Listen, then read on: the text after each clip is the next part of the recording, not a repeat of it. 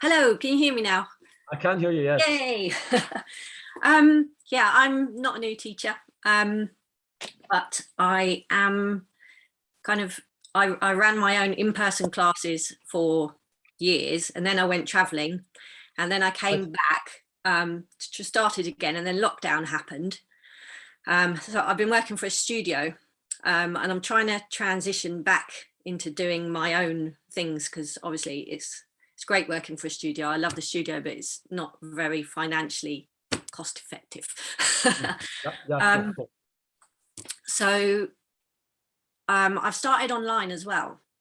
Good. And at the moment, the students that I have in my online kind of package, as it were, are my existing students that have been to live things with me. So I'm curious about how to widen my net to attract people who could be from anywhere. I have no idea how to do that.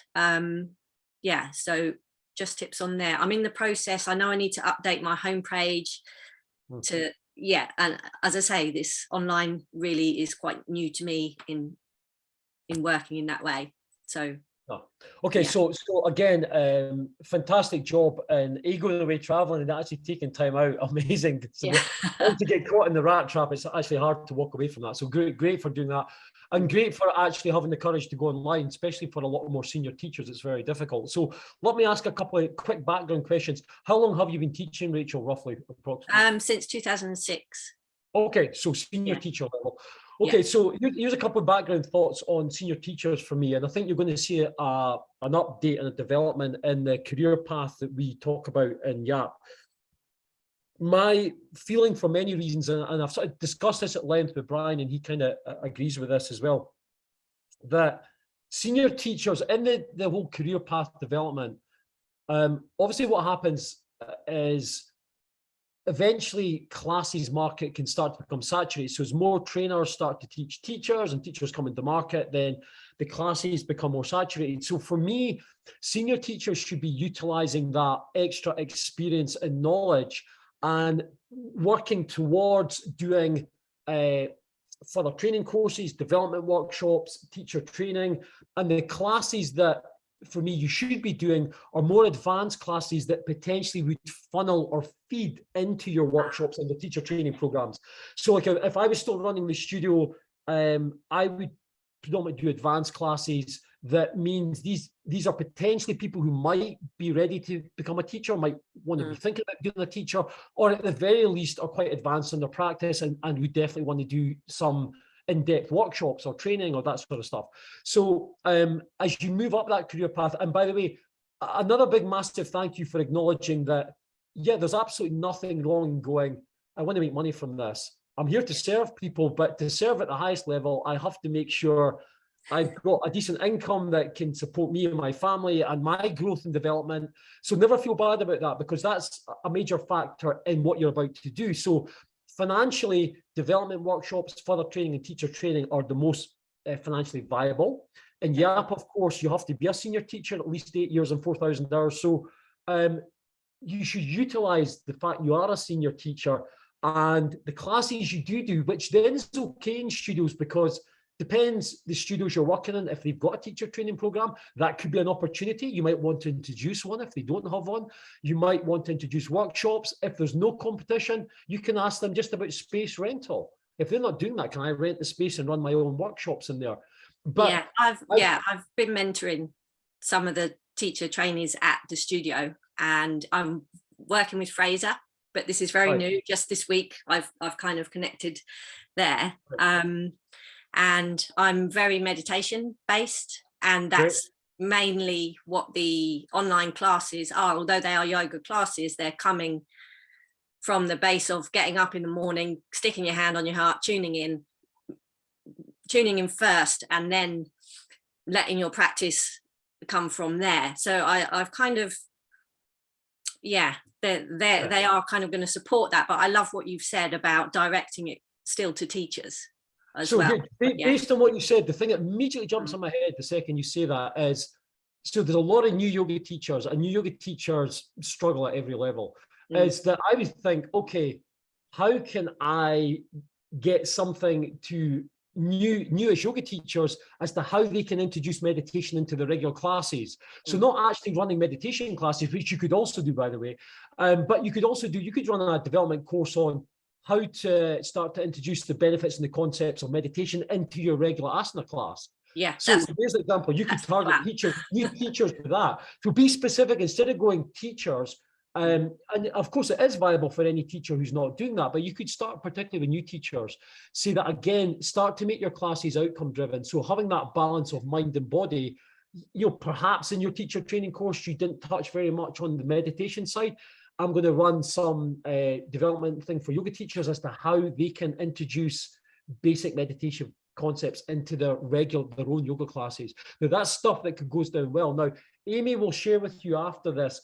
We did a survey. We need to do an updated one actually, because this one's about a year to 18 months old now.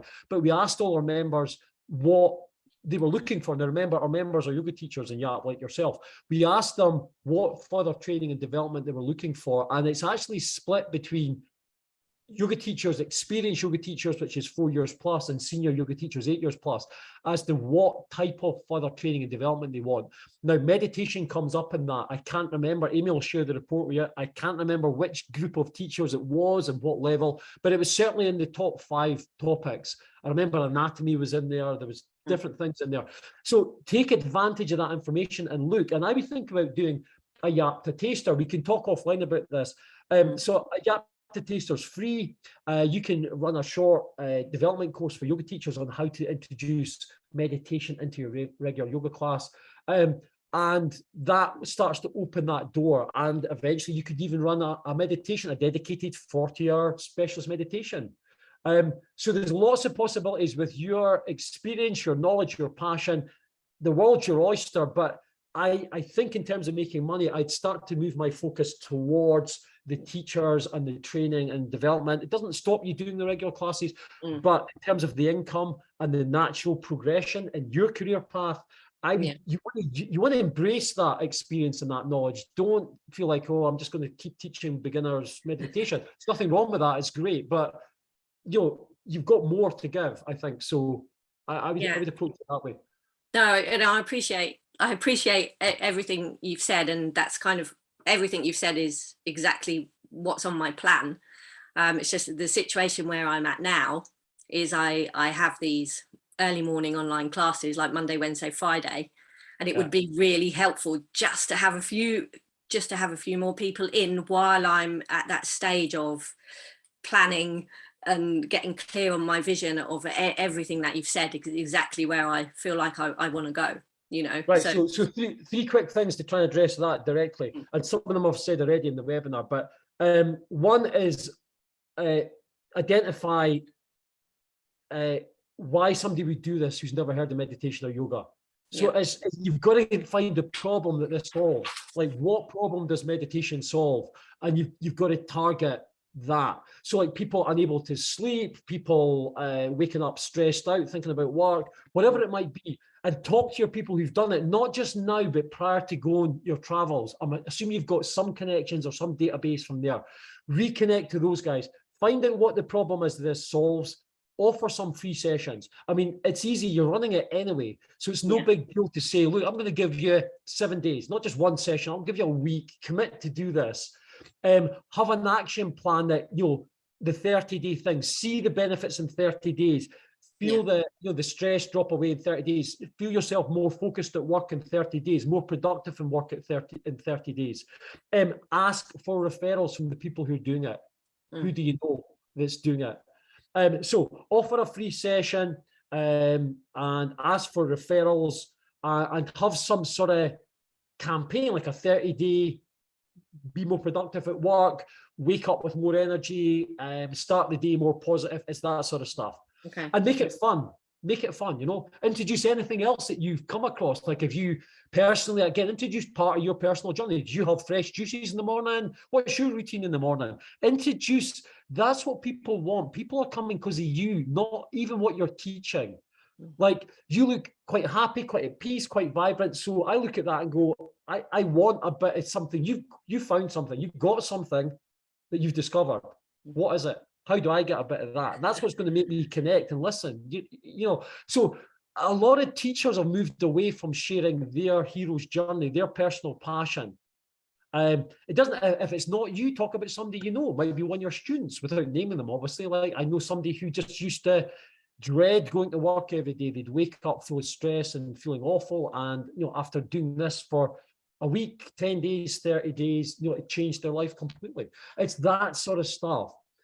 Just saying, hey, join my meditation class. This is the stuff that all the teachers are doing. It doesn't work. You have to look at what problem does this solve? How is this making somebody's life better?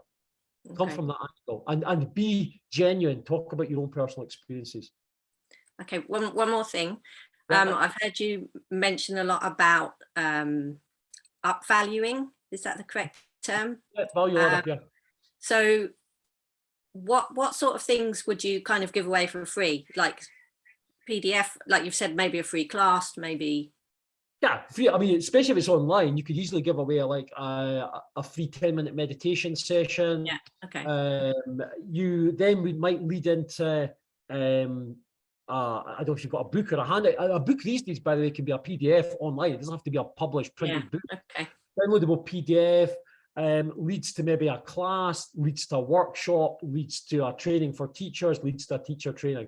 So it's that thing, it's too much, because if you think about it, if I don't know you and you come to me and say £1,000 for teacher training, and I've never even been to your classes or seen you, I'm not going to do it. It's highly unlikely I would do it. I have to get to know you. So the value ladder is all about people getting to know you, what you teach, your knowledge, your teaching style, and do I resonate with that? And don't take offense if not everyone resonates. It's really important that you work with people who resonate with what you're offering, because they'll get the results, and them getting the results, they'll talk to people, they'll become raving fans, and they'll do the marketing for you, because they'll tell people, my God, I would never have done a meditation class, but hey, I can tell you, I feel so much better sitting at the desk now.